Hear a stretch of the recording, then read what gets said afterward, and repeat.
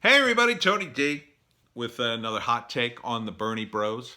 I've been watching some of the Bernie Bros videos, their responses to Bernie losing, and mostly their videos about why they're going to vote for Biden now that Bernie has endorsed Biden, as we all knew he would. Um, First off, let me say that I'm a big supporter of third candidate parties, obviously, being a libertarian. And you should vote for someone whose beliefs you can endorse. And you should vote for someone, I think, who you think is capable for the job. I mean, I've never seen a presidential run in which we had someone running who actually probably isn't capable of doing the job and surviving the pressures. And Biden is in no condition to be president of the United States. That is painfully obvious from the videos of him gaffing and wandering away and getting confused. He's made serious errors. He looks like he's suffering from early stages of dementia or Parkinson's, or not Parkinson's, Alzheimer's. It doesn't look good for Biden. He doesn't look like he can handle it, and he's 77, which means there's no way he's going to be able. He should definitely not do a second term. This is unfortunately what the Democratic Party has put up. I don't think they intend to win against Trump. I think Biden is the candidate to lose gracefully and with dignity. But, stranger things have happened. We didn't think Trump would be elected, did we? And look what happened. Now, the justification from the Bernie Bros is something like, well, they could roll back abortion rights. Trump's not going to roll back abortion rights. What Trump should do, if you read about the history of the Roe v. Wade decision, there's problems with it in that it's not a law. It's a SCOTUS decision, and even Ruth Bader Ginsburg herself considers it a bad decision. And you can read online her treatise on that. So, you're propping this poor woman up, who another old person who really should be retired, thinking that Donald Trump is going to appoint some maniac. He didn't appoint a maniac. Brett Kavanaugh was not a maniac. He was wrongly vilified, and that was mostly a media creation for a guy whose views on that subject weren't contested at all. However, he did have views on surveillance, which I would have been happy if the Democrats had taken up that banner. But of course, they're deep, deep, deep in the pocket of the security state. So I wouldn't expect the Democrats to do that anytime soon. That's a huge problem, Bernie Bros. Why is it that the Bernie Bros don't seem to be interested in civil liberties unless it pertains to certain marginalized groups? Why not protect everyone's civil liberties? Why not protect people from being surveilled 24/7 or tracked on their phones? These are issues that, now that the Republicans are in power, they only have so much interest in chatting about. And in fact, if you picked up the baton and perhaps pushed that agenda, you might find some support from yours truly. But since you haven't, since you still want to play the identity politics game, all the issues you're fighting for are all identity politics. I heard stuff about, oh no, he's going to roll back, he's going to go forward with this immigration stuff. Again, Trump is not anti-immigrant. I'm sure he's hired many, many immigrants in his time. And, having a control of the border allows you to let in the legal immigrants and keep out the illegal ones. There are criminals at the border. This is a well-known fact. Do you not think the Mexican cartels exist? Well, if we had a good border, they wouldn't just traipse across the borders with their drugs and weapons, killing people and causing mayhem. I think you can get on board with some level of border security. Don't, piss and moan, oh, we don't like the wall, it's medieval. Look, if you're not going to get on board with real immigration reform because it hurts your chances at the ballot box, well, then you get this. I mean, what choice do the Republicans have other than to just become Democrats? And if that's what you want, well, you're playing a zero-sum game that you're going to lose, that you are losing. Trump is running circles around you. And a lot of this identity politics, look, you've won most of this stuff. Trump flew the pride flag at the GOP convention, making it a non-issue for the GOP. Non-issue now. You should be thanking him if you're really concerned about marginalized people. But if you're only concerned about getting Democrats elected, you just drill down into another layer of marginalized people and say, well, what about these guys?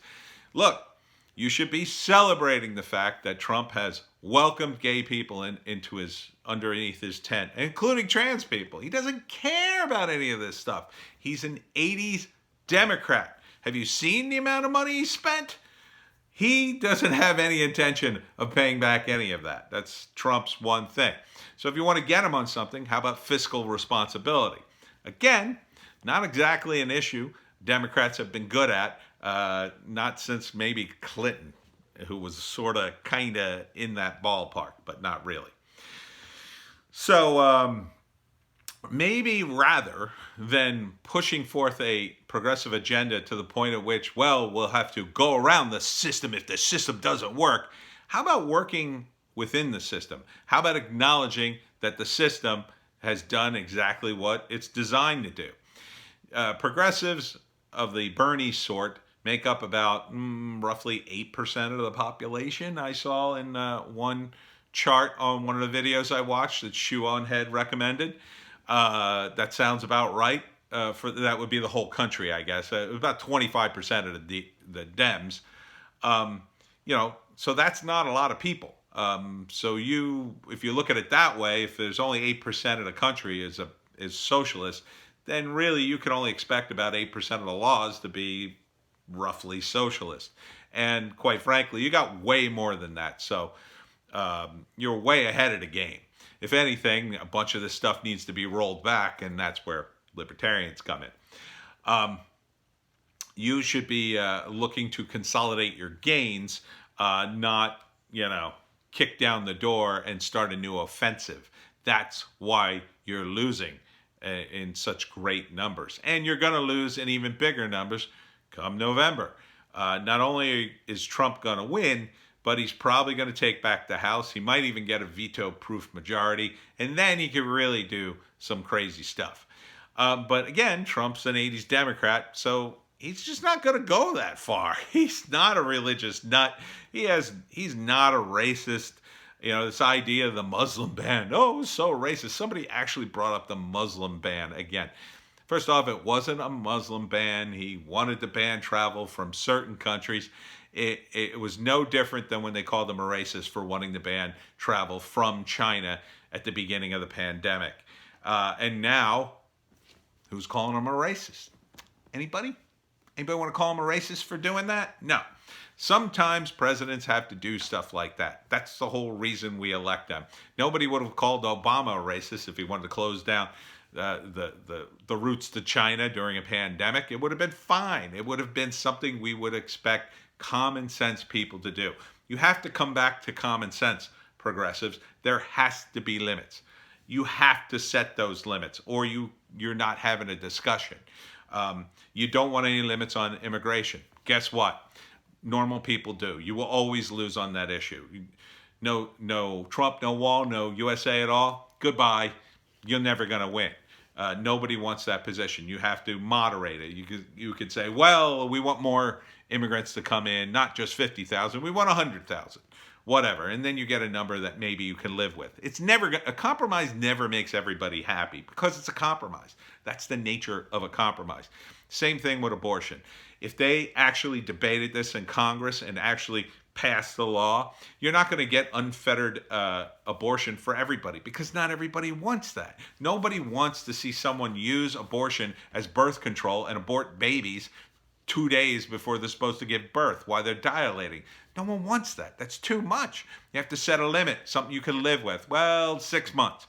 And the pro-life people say, well, we don't want any abortions at all, but we could maybe live with that if, people are encouraged to get the abortion sooner rather than later, or something, or words to that effect, or that contraception was more widely dispersed or passed out, or whatever, or maybe that abstinence was pushed on young people who maybe weren't ready for sex, and maybe you could be on board with that up until the age of, say, I don't know, 16 or 17, and maybe you could come up with an age that makes sense, where young people aren't totally banging each other nonstop. Maybe you could get behind not laws, but suggestions that the government would put out to these states. Or maybe you could get behind the idea that some states would have the laws you like, and some states would have the laws you wouldn't like. And then you could move to whatever state you wanted, and that would be a beautiful thing, right? I mean, I live in New Jersey, and I like it here. I like the laws here. I'm generally a pro-choice guy, but there are limits. There are limits. I don't want somebody using the abortion laws here as a contraception. If I found out some woman was just getting pregnant nonstop and she had like a string of 15 abortions, I would be appalled. I would demand something be done to this woman, because that's horrific. That's horrific. I'm not against some woman who unexpectedly got pregnant getting an abortion, or having the right to choose. Once, twice, maybe even 3 times. But somebody who's abusing the system clearly needs to be pulled aside and go, there's something wrong with you. There's something wrong with you if you had 15 abortions or whatever. So, we have to set limits. And the moment you set those limits, then we can have a real discussion, because your limit will be over here, the other guy's limit will be over here, and then somewhere in the middle, you can both pick something that you can both kind of live with. You'd never be happy with it. Maybe you pull it one way or the other way every couple of years, but at least you have a starting point for something that you can argue far into the future as technology grows, or as we grow as a people, and then change the laws. Not this constant all or nothing. It's not a zero-sum game. You can't look at it that way. Look, I'm a libertarian. I understand the world is not libertarian. The world's not going to be libertarian anytime soon. It doesn't pay for me to hold my views on everything all the time. I have to compromise, because I'm only going to get so much. So if somebody lowers some of the taxes, I have to go, well, that's a win for us. They're not eliminating taxes, but at least they lowered them. I'm not going to vote no on lowering the taxes just because it's not an elimination of taxes. You're heading in the direction that I want. And maybe we can't get rid of all the taxes as I would want, but maybe we could reduce them to a point that I could live with it, and you could live with it too. So maybe you don't get everything you want in a public service, but you get enough of it that you're okay with it, and then maybe my taxes are low enough that I'm okay with it. That's how we compromise. So Bernie bros, think of compromise. Think of third parties. Think of, the Socialist Party is running somebody. I'm sure the Greens are running somebody. The Libertarians are running Jacob Hornberger, I believe. And of course, you have Trump. So you can, there are other choices here. But I think if you're going to talk yourself into voting for a doddering old man who clearly isn't ready for the position, no matter who he picks as vice president, I mean, really, you're going to be voting for the vice president. Is that really the way you want the first female president to get in office? If that were to work, it's not going to work. It's not a way to win. The Democrats haven't had their moment, their mea culpa moment where, wow, we got to rethink things. At the very least, this could benefit you. Make the Democrats have their mea culpa moment. Trump is going to win anyway. Show the Democrats that you're sick of them. Don't vote Democrats. Don't vote for Biden. Look, I'm not here to tell anybody how to vote, but I really think voting for Biden is just idiotic at this point. I mean, look at him. Look at him.